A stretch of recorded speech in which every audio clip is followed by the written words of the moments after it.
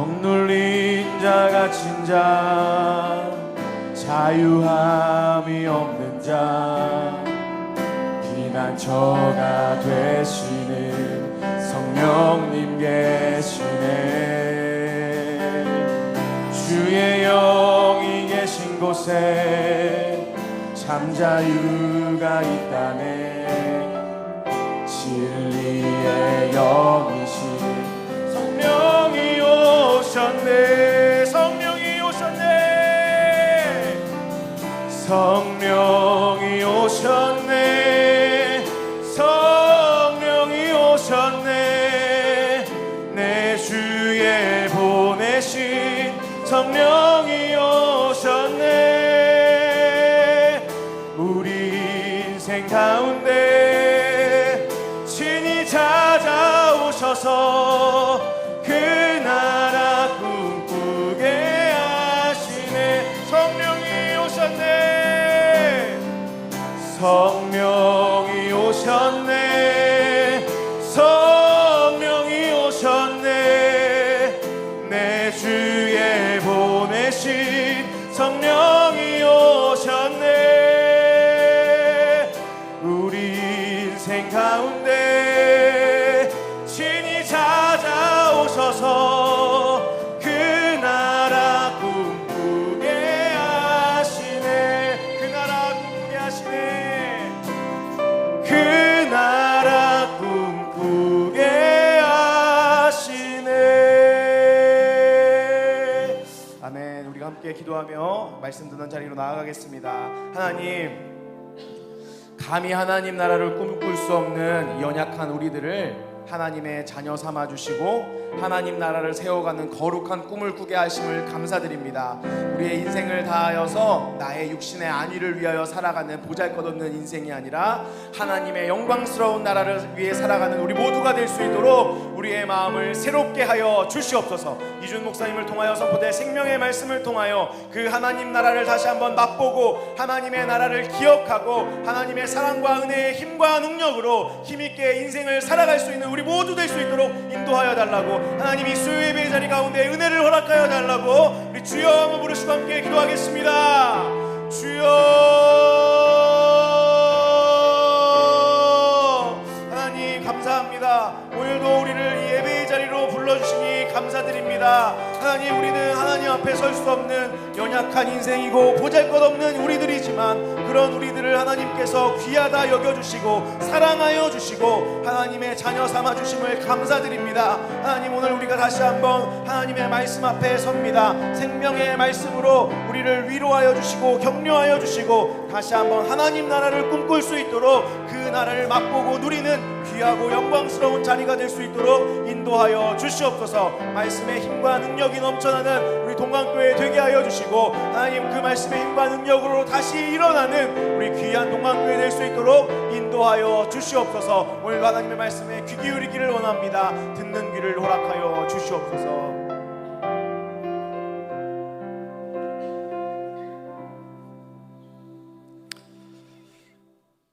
사랑과 은혜가 풍성하신 우리 주 하나님 아버지, 감사를 드립니다.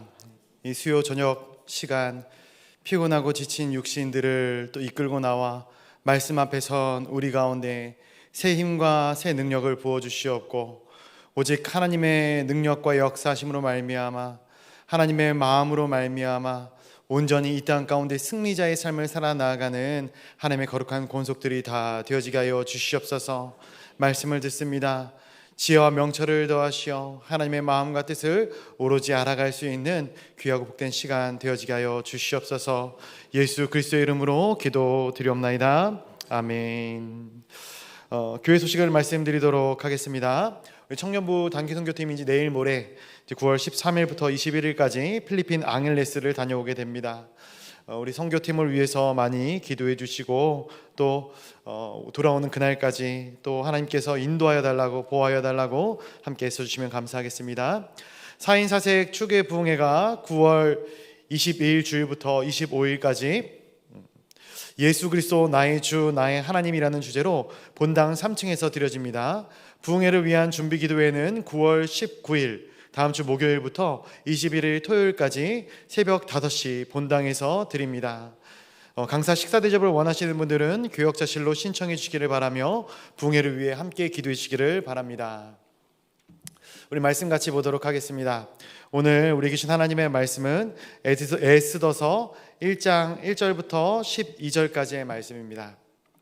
제가 가진 성경책으로는 구약성경 750페이지입니다. 에스더서 1장 1절부터 12절까지의 말씀입니다. 주님께 귀한 예물을 드린 손길들이 있습니다. 우리 감사헌금 이소아 집사님 드리셨습니다. 감사헌금 이금선 집사님 드리셨습니다. 우리 박혜건 권사님, 우리 청년부 단기 선교헌금 드리셨습니다. 1,000번째 예물 우리 윤향숙 집사님 드리셨고요. 황추자 권사님, 김철호 성도님, 반우성 우리 학생, 정훈영, 정예진, 또 이경자 씨 권사님 1,000번째 예물 드렸습니다. 주님께 귀한 예물을 드린 손길들을 주님께서 기억하여 주시고 한량없는 은혜로, 가감없는 은혜로 부으시는 놀라운 은혜가 있기를 주님의 이름으로 간절히 축복하고 축원드립니다. 우리 오늘 본문의 말씀을 한 절씩 교독으로 봉독하도록 하겠습니다. 제가 먼저 보겠습니다.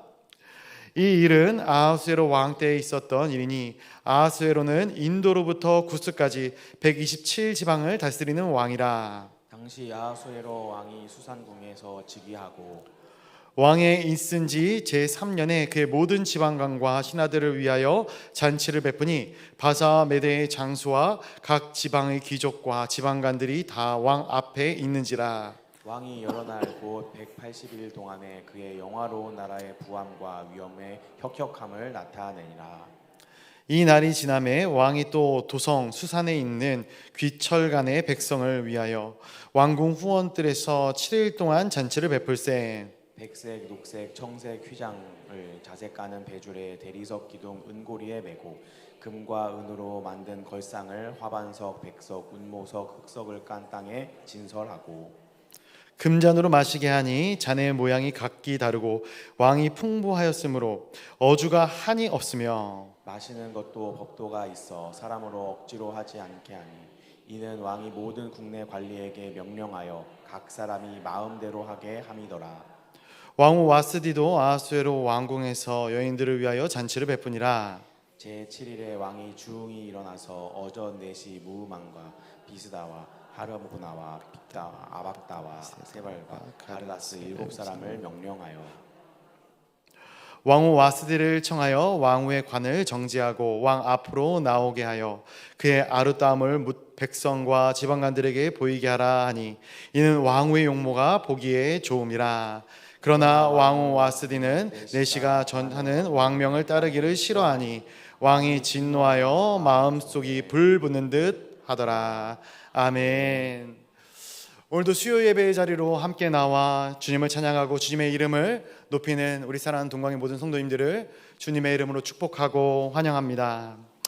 우리가 말씀을 통해서 이 땅 가운데 쉬지 않고 역사하시는 하나님의 놀라운 은혜와 섭리, 그 놀라운 섭리를 마음 가운데 새기는 복된 이 시간이 되어지기를 간절히 소원합니다. 제가 오늘부터 이제 말씀을 제가 전하는 날에는 에스더서를 통해서 좀 받은 은혜를 함께 나누고자 합니다. 특별히 이 에스더서를 묵상하면서 정말 하나님의 섭리라는 이 말밖에 떠오르지가 않더라고요. 그래서 이 모든 제목 가운데 하나님의 섭리를 좀 넣어볼 예정입니다. 그래서 하나님의 섭리에 대해서 우리가 함께 나누기를 원하는데요. 우리가 방금 이제 12절까지 쭉 읽었지만 이 에스더서를 읽어보신 분들은 이 에스더서를 읽으시면서 어떠한 느낌이 드시던가요? 이 에스더서를 제가 보면서 느꼈던 거는 역사 대하 드라마 같다라는 느낌을 받았어요.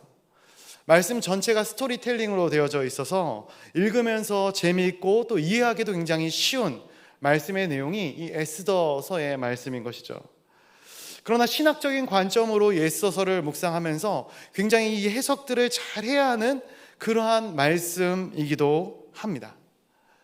에스더서는 성경 가운데서 굉장히 드라마틱하고 극적인 내용들이 담겨져 있는 말씀이죠. 그리고 하나님의 섭리를 잘 보여주는 신학적인 컨텐츠를 담고 있는 말씀이기도 합니다. 또한 우리가 잘 아는 것처럼 이 66권의 성경책 가운데 유일하게 단 한 번도 하나님이라는 이 단어, 하나님의 이름에 대해서 언급하지 않은 책이 바로 이 에스더서입니다. 그래서 우리가 이 에스더서를 쭉 읽어가다 보면은 하나님이라는 이 단어, 여호와라는 단어가 보이지 않죠. 그러나 그 어떠한 다른 성경보다 이 에스더서를 통해서는 역사를 주관하시고 자기 백성을 구원하기 위해서 일하시는 하나님의 보이지 않는 손길이 정말로 너무나도 명확하게 분명하게 보여지는 것이 바로 이 에스더서라는 책입니다. 성경 66권의 말씀 중에 여성의 이름으로 쓰여진 이 성경책이 딱 2권 있어요. 뭘까요? 룻기와 에스더서입니다. 근데 이 룻기와 에스더서가 공통점이 있는 것 같아요. 룻기는 전혀 예상치 못했던 이방 여인이 다윗의 조모가 되는, 다윗의 선조가 되어지는 그러한 놀라운 역사를 담은 책이죠. 에스더서는 뭐냐? 전혀 기대하지 않았던 대제국 내의 소수민족의 여인이 하나님의 놀라운 구원의 기적의 통로가 되어지는 그러한 책이 바로 이 에스더서라는 거예요. 그래서 에스더서를 묵상하면서 정말 하나님이 어떻게 일하시는가, 정말 하나님이 반전의 하나님이시구나, 역사하시는 하나님이시구나 라는 것을 우리가 보게 되는 것이죠. 세속사 속에서 열방들과 지도자들이 힘겨루기를 합니다. 그들의 틈바구니 속에서 하나님의 현존은 어디에서 보여지는가? 에스더서를 묵상하면서 그래서 저는 1장부터 쭉 묵상해 가면서 이 시대의 모습이 우리 시대의 모습과 같다라는 생각을 참 많이 하게 됩니다. 오늘날도 마찬가지죠.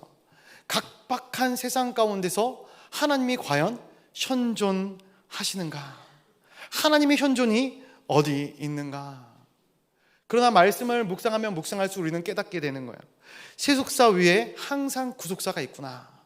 자연 위에 초자연이 있고 인간계 위에 주권자가 되시는 하나님의 나라가 있는 줄로 믿습니다. 그래서 이 본문의 배경을 좀 보면은, 이 성경의 역사 가운데 보면은 하나님께서 예루살렘을 망하게 하셔요.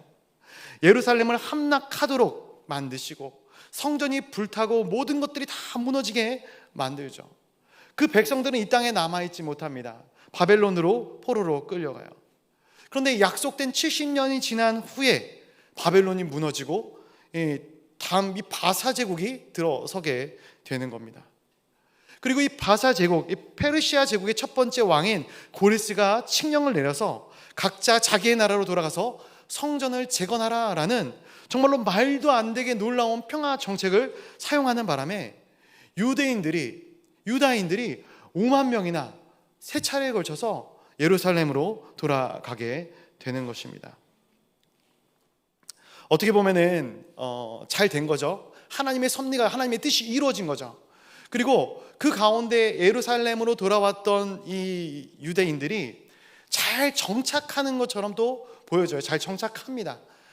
하나님의 은혜가 이곳 가운데 있구나, 회복의 역사가 진짜로 이루어졌구나, 우리는 말씀을 통해서 볼 수 있어요.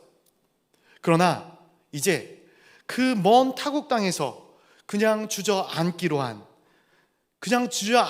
결정한 그 사람들, 그들이 어떠한 이유를 가지고 있던 간에 과연 그 이방 땅에 그냥 주저앉는 그 이스라엘 사람들 안에도 하나님의 현존이 함께 하는가? 과연 하나님이 이 각박한 세상 가운데 역사하고 계시는가? 그 질문에 대한 대답이 바로 우리가 함께 나눌 이 에스더서인 것이죠. 말씀을 크게 2부분으로 좀 나누고자 합니다. 첫 번째로 나누고 싶은 말씀의 부분은 바사 제국에서의 대향연입니다. 바사 제국에서의 대향연. 우리 1절 말씀을 한번 같이 읽어보도록 하겠습니다. 1절입니다. 시작. 이 일은 아하수에로 왕 때에 있었던 일이니 아하수에로는 인도로부터 구스까지 127지방을 다스리는 왕이라. 아멘. 좀 이따 지도를 한번 보게 될 텐데, 바사 제국은 그 이전에 이 아수르라, 또 바벨론이라든지 이런 제국과는 비교도 되지 않을 만큼 큰 땅을 이루었던, 큰 국가를 이루었던 제국입니다. 대제국이죠. 거의 2배에 가까운 땅을 형성합니다. 동쪽으로는 중국, 서쪽으로는 유럽을 제외하고는 모든 문명이 발생했던 국가들을 다 통일시켰다라고 이야기할 수 있는 거대 제국이 이 바사 제국입니다. 오늘 본문에 등장하는 이 아하수에로 왕이 그 바사 제국의 네 번째 왕이죠. 선왕들을 간단히 살펴보면은 초대 왕이 제일 처음 제가 얘기했던 고레스 왕입니다. 고레스 왕은 페르시아만 북쪽에서, 이 페르시아에서 시작해서 그 지역에서 대두해서 북쪽으로는 메데라는 땅을, 그리고 순식간에 소아시아, 그 바벨론을 포함한 지금의 이 튀르키의 땅을 점령하게 되는 것이죠. 어디까지 가는가? 유럽에 있는 유럽의 문턱인 그리스 턱 앞까지 가게 됩니다. 그리고 당시의 열방이었던 이 바벨론을 무너뜨리죠. 고레스는 대단한 정복가였어요. 엄청난 이 야망과 엄청난 추진력을 가진 정복가였어요. 그리고 정책적으로는 또 화평책을 썼던 왕이기도 합니다. 그래서 어떻게 보면 초대의 이 바사 제국의 기틀을 마련한 것이 이 고레스 왕인 것이죠. 그리고 2대의 왕이었던 캄비세스는 성경 가운데는 등장하지 않습니다. 8년이라는 짧은 시간 동안 나라를 통치하는데 그 짧은 기간 동안에 그래도 이집트를 다 정복하는 그러한 공을 세우게 되는 거예요. 이 3대 왕은 누구냐? 우리가 잘 아는 다리오 왕입니다. 다리오 왕. 바사 전체 왕들 중에서 가장 행정력이 뛰어났다라고 평가되어지는 왕이죠. 그런데 이 행정력이 뛰어나다라는 것이 장점인과 동시에 단점이 되기도 했어요. 소아시아 지역에서 반란이 일어났는데 그 배후에는 그리스라는 나라가 있었죠. 그리고 이 다리오는 이 반란을 제압하기 위해서 그리스와 전투를 펼치게 되는데 이 전투에서 패배하게 됩니다. 이 패배한 전투가 뭘까요? 우리가 잘 아는 마라톤 전투예요. 마라톤 전투. 그래서 이 아테네 병사가 42.19km를 뛰어가서 승전보를 전하고 숨을 거두었다. 이것이 이제 이 마라톤 전투이죠. 그리고 이 전쟁이 끝난 후에 이 다리오 왕이 몇 년 지나지 않아서 사망을 하게 돼요. 다리오 왕에게는 4명의 아들이 있었는데 그 4명의 아들 중에 가장 첫 번째 아들이 이 아하수에로라는 왕입니다. 그런데 이 아하수에로는 이러한 환경 속에서 장자이다 보니까 마음 가운데 늘 품고 있던 마음이 있었는데 그것이 무엇이냐면 선왕이 이루지 못했던 대업을 내가 이루어야겠다라는 거였어요. 그게 뭐냐? 그리스 정벌이었죠.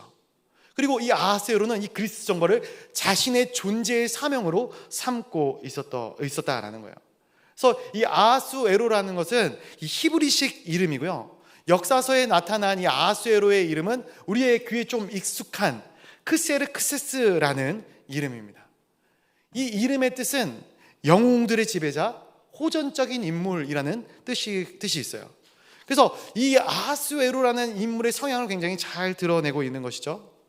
이 아하수에로는 54년 동안 살았는데 BC 519년부터 465년까지 살게 됩니다. 54년의 기간 중에 21년 동안 왕위를 이어가게 됩니다.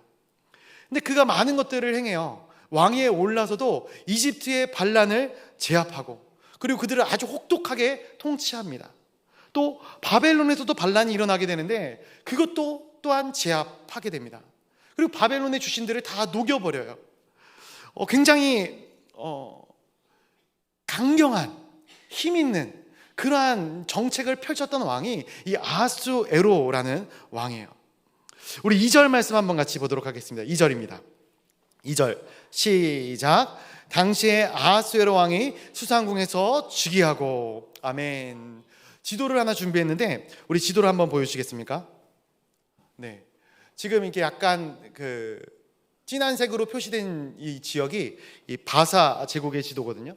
저렇게 생겼습니다. 영토와 이 왕국에 대해서 잠깐 간략하게 설명을 드리면은 이 바사 제국의 이 시작 동쪽의 끝은 무엇이냐면은 인도예요. 우리 1절에서 보니까 인도라는 게 나오죠. 근데 인도 반도는 포함시켜 있지 않아요.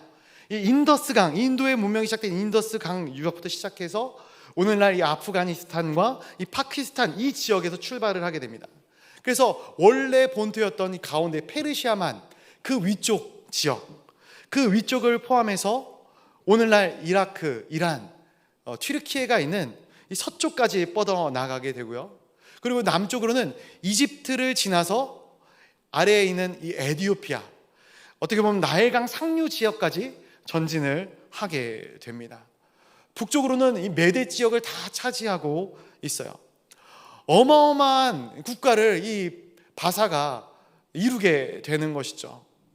그 정중앙에 보면은 우리 성도님들 기준으로 약간 오른쪽에 보면은 펠세폴리스라는 이 도시가 있는데, 이 도시가 있는 이 지역이 파르사라는 지역이에요. 이 파르사라는 지역이 고대 바사, 고대 페르시아 왕국의 시작 지점이 되어지게 되는 것입니다. 그리고 그 중앙 쪽으로 가게 되면은 수산이라는 지역이 나오죠. 수사라는 도시가 나오는데, 그것이 바로 오늘 이야기하는 이 수산궁, 이 아하수에로가 즉위하였던 수산궁을 이야기하는 것이죠. 근데 이 수산궁은 굉장히 더운 지역이에요. 여름에는 온도가 60도까지 올라간다 합니다. 그래서 여름에는 이 지역에 있을 수가 없기 때문에 그 위로 북쪽으로 조금 올라가다 보면은 에크바타나라는 곳이 나와요. 지도에 표시가 되어 있는데 잘 보이시나요? 눈이 좋아야 보이겠네요. 네. 에크바타나, 성경에도 나오는데 앙메다궁으로 성경에서는 표시가 되어 있거든요. 이 에크바타나로 가서 여름철을 보내고, 그리고 겨울에 와서는 수산궁으로 와서 거기서 이제 어떤 정치적인 일들을 감당하는 것이죠. 그래서 2절의 수산궁에서 이 아하수에로가 즉위했다라는 것은 이 시기가 겨울이다라는 것을 알 수 있어요. 실질적으로 이 아하수에로가 언제 즉위를 합니까? 몇 월에 즉위해요? 12월에 즉위를 하는 것이죠. 맞는 얘기입니다. 우리 3절 말씀 한 번 더 같이 읽어보도록 하겠습니다. 3절입니다. 지도는 꺼주셔도 됩니다. 3절 보겠습니다. 시작. 왕위에 있은 지 제3년에 그의 모든 지방관과 신하들을 위하여 잔치를 베푸니 바사와 메대의 장수와 각 지방의 귀족과 지방관들이 다 왕 앞에 있는지라. 아멘. 역사 공부를 좀 하고 있는 것 같은데 저는 굉장히 재밌게 설교 준비를 했거든요. 재밌으실지 모르겠어요. 보니까 즉위 3년 차에 4절에 이어서 보면은 180일 동안 잔치가 벌어졌다라고, 대향연이 벌어졌다라고 기록하고 있습니다. 아하수에로 왕이 즉위한 것이 BC 485년이었어요. 그리고 3년 뒤인 이 482년에 본문의 사건들이 일어나게 되거든요. 이것은 그리스 정벌을 약 1년 정도 앞둔 시점이었어요. 이 아하수에로 왕이 나중에는 이 향락가로 전락을 해버리고 말지만 그는 원래 향락가가 아니었어요. 그는 전쟁광이었습니다. 전쟁광이었어요. 그래서 지금 이 잔치, 오늘 본문 가운데 그려지고 있는 이 잔치는 무엇이냐면은 그가 나라의 전투력을 최대치로 끌어올리기 위한 그러한 준비를 하는 과정이었던 것이죠. 그리스를 정복하기 위한 전략들을 짜고, 그리고 그것을 동원하기 위한 사람들의 사계를 높이기 위한 자리가 바로 오늘 이 본문의 말씀의 자리, 잔치의 자리였다라는 거예요. 그런데 제가 말씀을 보다 보니까 또 주목할 만한 표현이 나오는데 3절에 보니까 이 바사와 메대라는 표현이 나와요. 바사와 메대라는 표현. 3절에도 나오고 14절에도 나오고 18절에까지 이렇게 오늘 이 1장에서 3번이나 나오게 되는데, 왜 바사와 메대라는 표현을 썼는가? 이 바사라는 이 페르시아 제국이 엄청나게 큰 나라라는 걸 우리가 보았죠. 왜냐하면은 이 대제국이 한 나라가 아니에요. 5개의 제국이 합쳐진 곳이 이 바사 제국인 것이죠. 근데 더 엄밀하고 정확하게 말하자면 4개의 제국이 맞습니다. 서쪽으로 보면은 이집트부터 해서 소아시아 지역의 아르메니아 제국, 바벨론 제국, 바사 제국, 그리고 위쪽으로 메대 제국까지 이 5개의 제국이 합쳐지면서 엄청나게 이 메타 국가가 형성이 되어진 것이죠. 그런데 여기서 4개라고 이야기할 수 있는 이유는 뭐냐면은 이집트는 논외예요. 당시에 이 이집트는 제국이라고 불리우기에는 너무나도 많은 힘을 잃어버렸던 땅이었던 것이죠.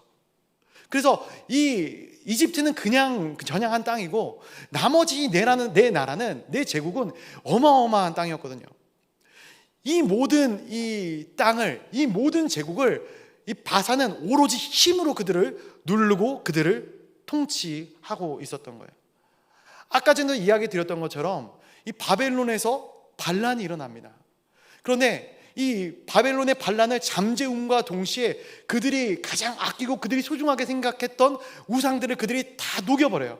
이 바사가 다 녹여버리고 맙니다.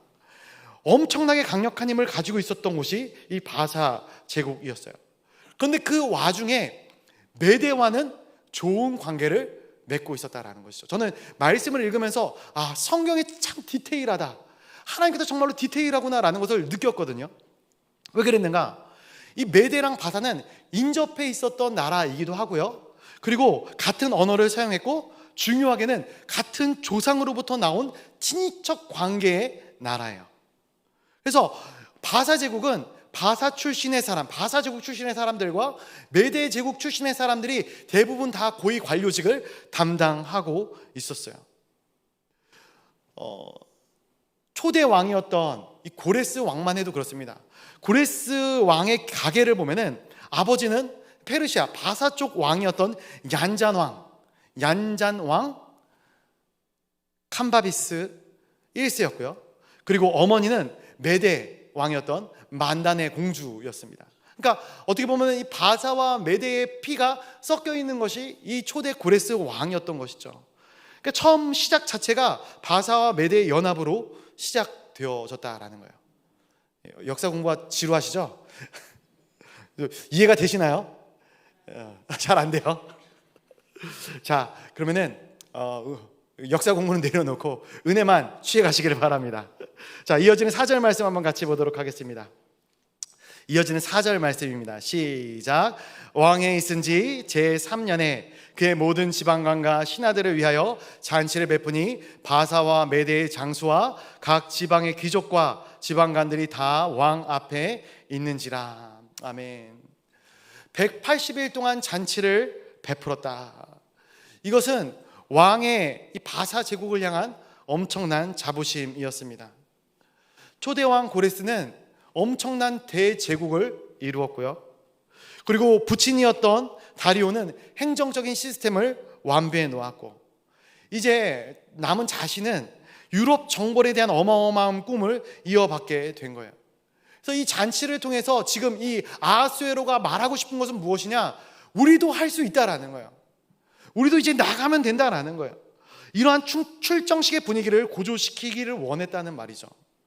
말이 180일이지 꼬박 6개월입니다. 6개월 동안 매일같이 술자리를 펼치고 있는 거예요. 말 그대로 대향연이 펼쳐지고 있는 거예요.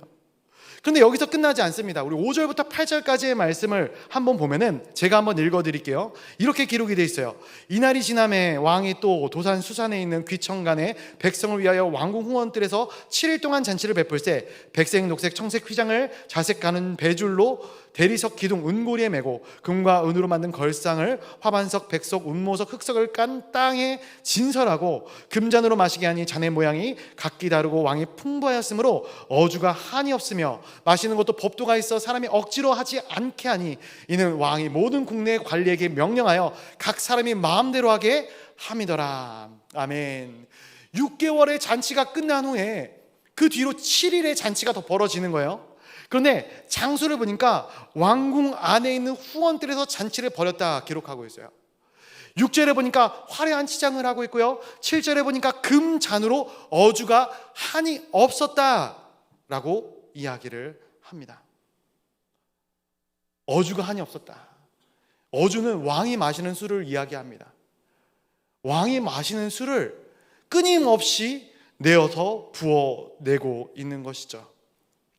그런데 8절에 재미있는 표현이 하나 나오는데, 8절 말씀해 보니까 마시는 것도 법도가 있어 사람으로 억지로 하지 않게 하였다라고 이야기를 하고 있어요. 이게 무슨 말인가? 혹시 우리 술 드셔보신 분 계신가요?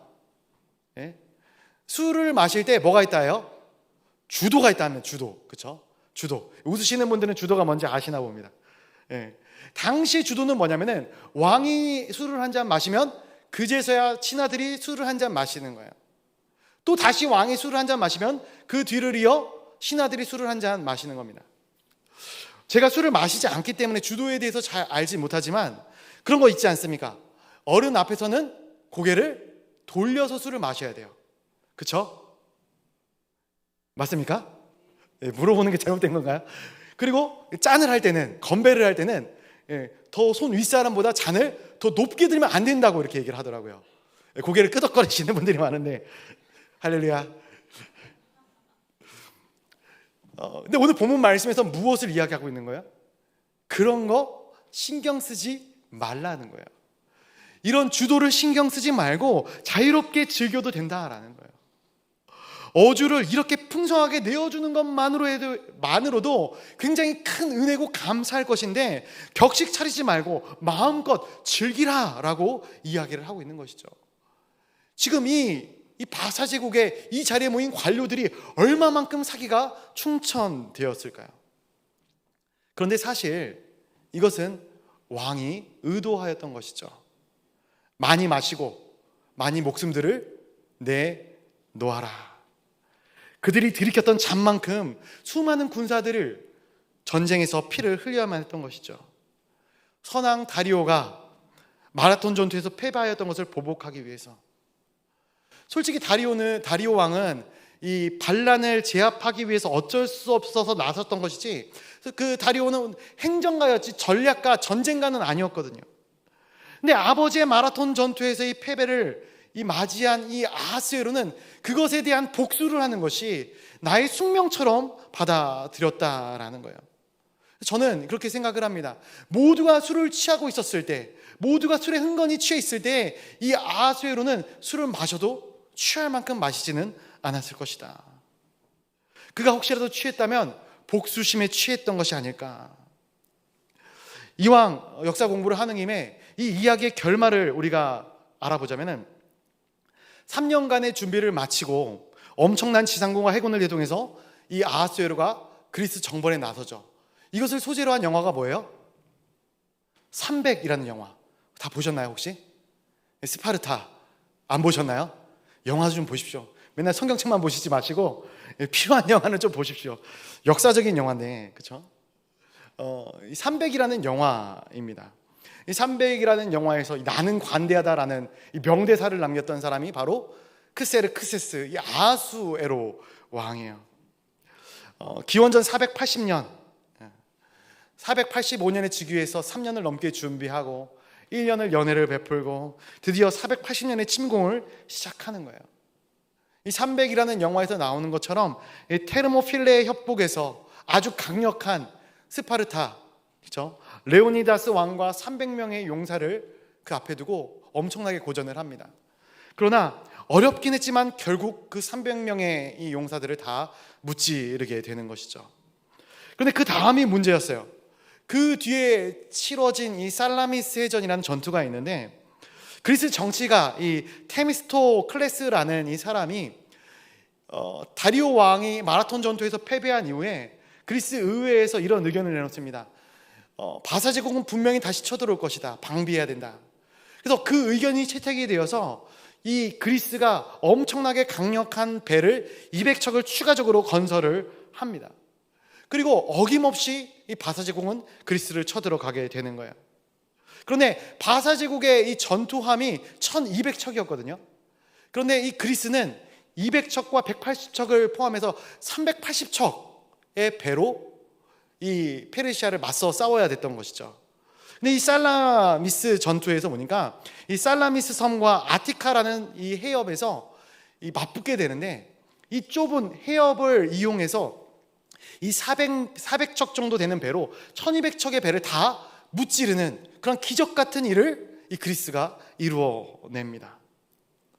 바사는 엄청난 패배를 맞이하게 되었던 것이죠. 그러나 그럼에도 불구하고 그 꿈을 꺾지 못하고, 그리스 정벌의 꿈을 꺾지 못하고 이듬해에도 다시 그리스를 쳐들어가게 됩니다. 플라타이아이라는 이 장소에서 또 다시 한 번의 패배를 맞이하게 돼요. 결국 그리스 정벌이 수포로 돌아가게 됩니다. 제가 너무나도 장황하게 이 1장의 말씀에 연관된 말씀들을 설명을 드렸는데요, 이 1장에서 나오는 말씀의 내용이 바로 이거예요. 그리스 정벌이라는 어마어마한 땅, 어마어마한 야망을, 이 국가적인 플랜을 진행하기 위해서 이 아하수에로가 얼마나 이 성대하게, 얼마나 많은 에너지를 쏟아서 준비하고 있는가, 그것을 1장에서 보여주고 있는 거예요.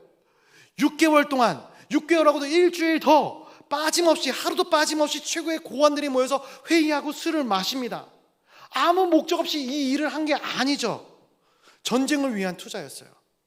고관들, 장군들, 그들을 헌신하게 하기 위해서, 그들의 피를 뿌리기 위해서 아주 고액의 떡밥을 그들 가운데 뿌리게 된 것이죠. 말씀을 준비하면서 이 생각을 해요. 오늘날은 다른가? 오늘날은 다른가? 오늘날 향락의 문화 뒤에 결국 무엇이 있습니까? 무엇이 있습니까? 상업주의 아닙니까? 누군가는 향락의 길을 가게 될지라도 나는 수익을 올려야 하고, 나의 기업은 이익을 내야 하고, 살아나야 하고, 이게 자본주의의 생계인 것이죠. 이러한 세속주의적인 생활, 사회 한복판에서 우리가 사회생활을 하고 회사를 다니고 하다 보면은 과연 이 세대 가운데 하나님의 현존이 어디 있는가? 왕의 잔치가 하루도 빠짐없이 수없이 술 파티가 벌어지고 있는 이 세상에 살면서 어떻게 우리는 하나님의 임재를 느낄 수 있는가? 의문이 드는 것이죠. 그러나 우리가 이 에스더서를 계속 묵상하게 되면 보시겠지만, 세상은 파티를 벌이지만 하나님은 구원의 방주를 그 순간에도 예비하고 계시는 줄로 믿습니다. 세상은 날마다 어떤 날이 올지도 알지도 못하고 술을 부어라 마셔라 하고 있는 것이죠. 그러나 어느 날 하나님의 심판은 분명히 임하게 되는 것입니다. 그리고 하나님은 하나님의 사람들을 구원하시는 거예요. 세상의 파티가 187일만 진행되었겠습니까? 오늘날도 지금 이 시간에도 끊임없이 파티가 벌어지고 있죠. 마치 시간이 영원할 것처럼 사람들은 세상의 쾌락과 세상의 유향을 즐기고 있지 않습니까? 그러나 하나님은 지난 수천 년 동안 하나님의 백성을 구원하기 위해서 구원의 방주를 마련하시는 그러한 선한 일들을 행하여 가고 계시는 줄로 믿습니다. 또한 이 말씀을 통해서 깨닫는 것은 인간은 앞에서 파티를 열지만 뒤에서는 전쟁을 준비해요. 인간은 전쟁을 준비합니다. 그러나 하나님은 구원을 준비하고 계신다라는 사실이에요. 세상이 참으로 안타깝게 흘러갑니다. 힘겨루기와 경쟁에 너무나도 내몰려 있어요. 저 역시도 자유로울 수 없습니다. 그러나 우리의 힘이 평생 갑니까? 우리의 능력이 평생 갑니까? 능력이 절대적인 사람이 있습니까? 다 상대적인 것 아니겠습니까? 내가 강한 것 같아도, 바사가 강한 것 같아도 더 강력한 그리스 앞에 무너지고 마는 것이죠. 그리스는 영원합니까? 헬라는 영원합니까? 로마가 세워지는 것이죠. 사람이 영원할 것 같이 자신들의 에너지를 쏟고 살지만 언젠가는 방전되어지게 된다라는 거예요. 그리고 방전되면 결국 버려지는 것이죠. 사람들이 왜 늙기 싫어합니까? 늙으면 쓸쓸하거든요. 버려지는 것 같은 느낌을 받거든요. 그러나 하나님은 누군가를 정복하는 일이 아니라 구원하시기 위해서, 하나님은 전쟁을 준비하시는 것이 아니라 구원의 시나리오를 준비하시기 위해서 최선을 다하시는 분이십니다. 그래서 예수님께서 최후의 만찬에서 이런 말씀을 하시죠. 마태복음 26장 29절 한번 같이 읽어보도록 하겠습니다. 보겠습니다. 시작. 그러나 너희에게 이르노니 내가 포도나무에서 난 것을 이제부터 내 아버지의 나라에서 새 것으로 너희와 함께 마시는 날까지 마시지 아니하리라 하시니라. 아멘. 본문을 묵상하면서 또 이 마태복음 26장의 말씀을 보면서 생각해 볼 것이 있어요. 첫 번째로는 세상은 겉으로는 파티를 벌이지만 속으로는 전쟁터이다라는 거예요. 왜 세상이 파티를 벌이는가? 대향연을 펼치고 있는가? 왜 매일같이 회사에서 야식을 하고 술을 부어 마셔라 먹어라 하고 있는가? 누가 돈을 더 많이 벌 것이냐? 누가 더 많은 네트워크를 확보해서 더 많은 판로를 열어낼 것이냐? 이런 이야기들을 하고 있는 것이죠. 그러나 두 번째, 하나님의 나라는 겉으로는 전쟁이에요. 끊임없는 전쟁 가운데 있는 것처럼 보여집니다. 그러나 그 안에는, 그 내면에는 하늘의 평강과 구원의 역사가 이루어지는 줄로 믿습니다. 우리도 언젠가는 이 말씀을 이해할 분명한 날이 오게 될 줄로 믿습니다. 두 번째로 나누고 싶은 말씀의 부분은 이것입니다. 대항연이 결국 파국으로 끝이 난다라는 거예요. 파국으로 끝나버린 대항연. 우리 9절 말씀 한번 같이 읽어보도록 하겠습니다. 9절입니다. 시작. 왕후 와스디도 아하수에로 왕궁에서 여인들을 위하여 잔치를 베푸니라. 아멘. 국내 별도의 공간에서 여성들을 위한 잔치가 따로 벌어졌다라는 거예요. 남녀가 따로 잔치를 벌이는 것은 이 페르시아 바사 제국의 관습이었어요. 문제는 10절에서 왕이 중이 일어나서 내시들에게 명령을 하는데 무슨 명령을 합니까? 왕비가 관을 쓰고 모든 고관들 앞에 나왔으면 좋겠다, 나오게 해달라라는 요청을 하고 있는 것이죠. 이 아름다운 왕비를 보여주고 싶은 거예요. 근데 이것은 지난 6개월 동안, 6개월하고도 7일 동안에 있었던 모든 잔치의 정점을, 방점을 찍는 그러한 일이었거든요. 근데 12절 어떻게 되는가? 우리 12절 한번 같이 읽어보도록 하겠습니다. 12절 시작. 그러나 왕후 와스디는 내시가 전하는 왕명을 따르기를 싫어하니 왕이 진노하여 마음속에 불 붙는 듯 하더라. 아멘. 저희 아내는 굉장히 이쁩니다. 그래서 동의하시지 않으셔도 어쩔 수 없어요. 제 눈에 이쁩니다. 이뻐가지고 가면 이쁘다는 소리를 들어요. 그래서 참 남편이 아깝네요. 아내가 아깝네요. 사모님이 아깝네요. 남편이 아깝네요. 잊어주십시오. 그런 소리를 듣습니다. 근데 이런 이야기를 들을 때 저는 기분이 나쁘지 않아요. 좋죠. 아내가 이쁘다는데 기분 나빠할 사람이 어디 있겠습니까? 근데 지금 이 장면 가운데 이 아하수에로 왕이 와스디를 내세우는 장면, 이때 중이 올랐다.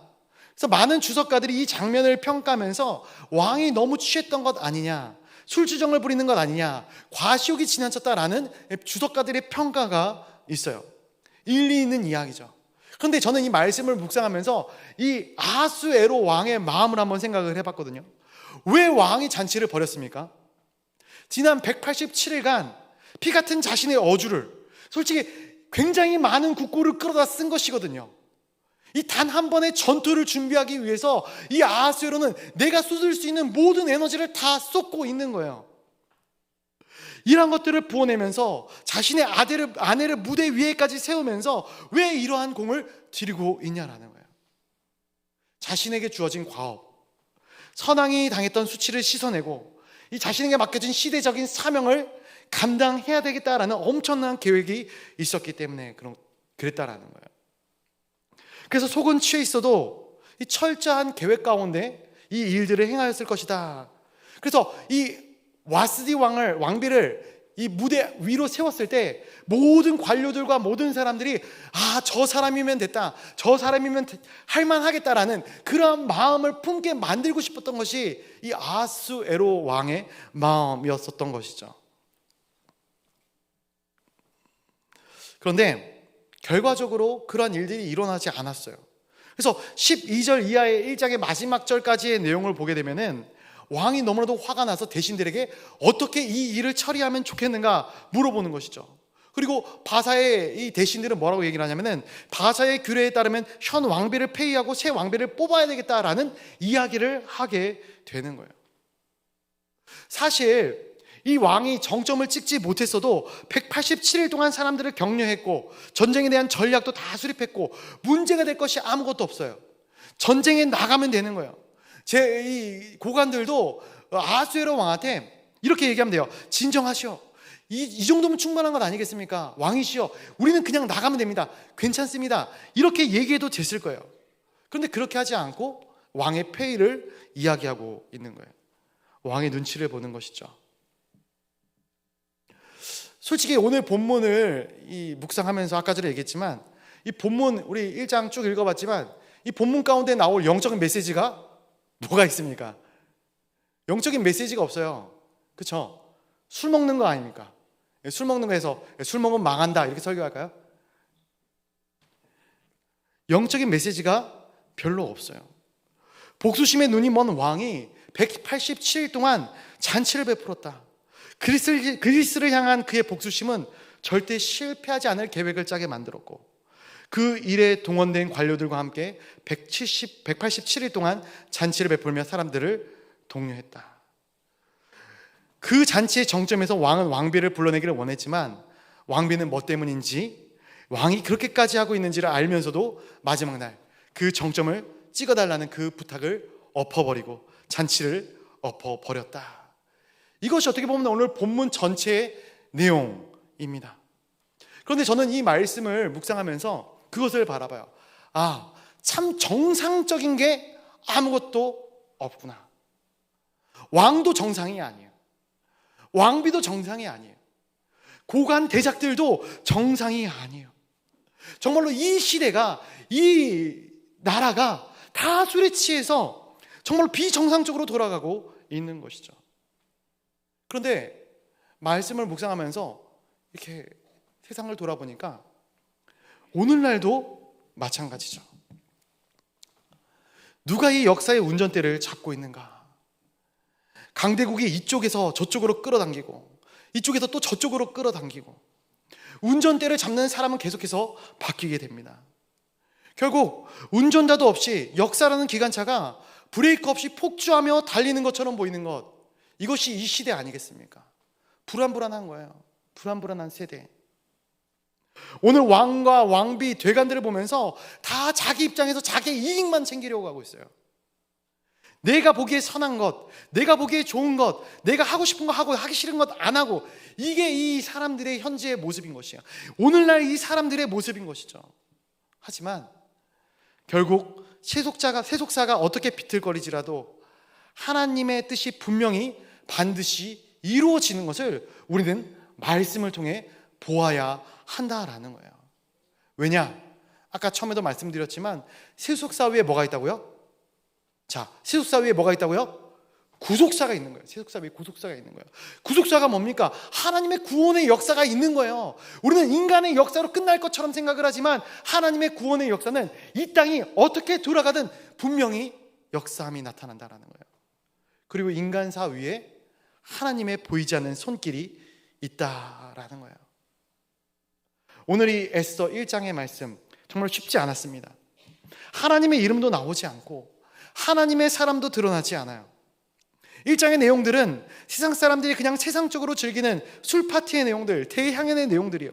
그걸 성경에서 담고 있는 것이죠. 왜 담고 있습니까? 왜 담고 있을까요? 세상이 이렇다라는 거예요. 전쟁을 준비하고 있어요. 전쟁을 준비하기 위해서 끊임없는 향락을 쫓고 있어요. 이것이 세상이다라는 거예요. 여기서 하나님이 어디에 보이냐? 여기서 너희는 하나님을 발견할 수 있겠느냐? 보이지 않죠. 보이지 않죠. 하나님이 보이시지 않아요. 그러나 확신하기는 보이지 않는 하나님이, 그 하나님의 손길이 역사를 주관하시는 줄로 믿습니다. 그렇다면 우리는 무엇을 해야 하는가? 세상 사람들은 전쟁을 밑에 깔아놓고 그 전쟁을 위해 파티를 벌이며 즐거워하고 있는 순간, 우리는 그곳을 기웃기웃 거리고 있어야 되는 것이 아니죠. 그렇죠? 우리가 왜 수요 예배의 자리에, 이 자리에 나왔습니까? 많은 교회들이 수요 예배가 무너져요. 금요 기도회가 무너집니다. 왜 무너질까요? 세상적인 일을 하다 피곤하기 때문에 무너질 수 있죠. 그러나 꼭 교회에 나오지 않아도 얼마든지 즐길 수 있는 즐거운 콘텐츠들이 많이 있거든요. 세상이 즐거운 거예요. 세상이 행복한 거예요. 교회에 나오는 것보다 세상으로 가서 세상에서 내가 하고 싶은 거, 내가 먹고 싶은 거, 내가 즐기고 싶은 거 즐기는 게 더 이득이다 생각하는 것이죠. 그러나 적어도 우리만큼은, 적어도 크리스천이라고 스스로 이야기하는 우리만큼은 세상이 세상을 위한 파티를 여는 그 순간 구원을 위한 파티를, 구원을 위한 잔치를 열어야 하지 않겠습니까? 말씀의 잔치, 은혜의 잔치, 성령 충만함의 잔치. 점점 하객들이 끊어지고 있어요. 그렇죠? 하객들을 불러 모아야죠. 예수님께서 왕의 잔치를 비유로 말씀하신 적이 있어요. 우리 지난주에 우리 연 목사님이 잘 말씀해 주셨는데, 그 왕의 잔치, 그 천국 잔치는 내가 가서 그 자리에서 누리는 은혜, 그만큼 내가 대가 지불을 해야 하는 자리가 아닙니다. 사랑하는 성도 여러분, 수요 예배 올 때 내가 이 예배를 드리기 위해 헌금을 꼭 가지고 나와서, 지참금을 가지고 나와서 이 예배를 드리는 건가요? 아니에요. 대가 지불이 없는 거예요. 왜? 이 잔치는 그냥 값없이 우리가 누리는 잔치거든요. 예수 그리스도, 그분의 살과 피를 우리에게 부어주는 생명의 잔치인 것이죠. 말씀을 맺도록 하겠습니다. 우리는 끊임없이 이 세상의 잔치자리를 찾아다니고 있어요. 무엇을 얻으려고, 무엇을 이루어내려고 그 잔치를 찾아다닙니까? 내가 이 땅 가운데서 성공해야지만 하나님의 이름이 높아지는 것처럼 믿는 사람들도 세상의 잔치를 기웃거리고 있어요. 저는 오늘 이 에스더서 1장을 보면서 그러한 모습을 보게 됩니다. 그러나 예수 그리스도께서는 그런 잔치로 우리를 부르시지 않으셨죠. 우리가 다 이해할 수 없는 당신의 생명까지 부어주시는 그 놀라운 하늘 잔치로, 더욱 고차원적인 그 잔치의 자리로 우리를 초대하여 주신 줄로 믿습니다. 이 시간 우리의 삶이 세상의 복선을 깔아놓은 세상의 잔치의 자리에 휘말리는 삶이 아니라 하나님의 은혜의 잔치를 기꺼이 누리는 삶을 살아나가는 우리 동강의 모든 성도님들이 되시기를 주님의 이름으로 간절히 축복하고 축원드립니다. 우리 같이 기도하며 나아가도록 하겠습니다.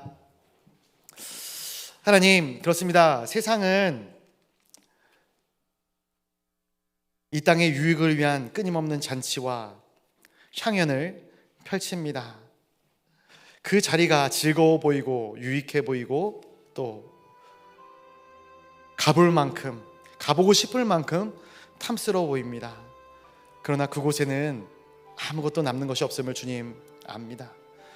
이 땅의 허무한 잔치를 쫓아가는 삶이 아니라 하나님의 거룩한 나라의 잔치를 위하여 우리의 살과 피를 쏟는 하나님의 거룩한 권속들 다 되어지게 하여 주시옵소서. 특별히 우리 교회를 위하여 기도하도록 하겠습니다. 이번 주 필리핀 단기 선교팀이 이제 출발하게 됩니다. 우리 22명의 작은 선교사들 주님께서 기억하여 주시고 그곳에서 하는 모든 사역들 가운데 성령의 충만한 은혜와 역사가 드러나게 하여 달라고 기도하도록 하겠습니다. 또 각자 가져오신 기도의 제목들을 놓고 기도하고, 또 선교사님과 환우들을 위하여 기도하고, 또 하나님께 우리 간절한 소원을 담아서 기도하실 때에 우리 주님의 이름을 크게 한번 부르짖고 기도의 자리로 나아가도록 하겠습니다. 주여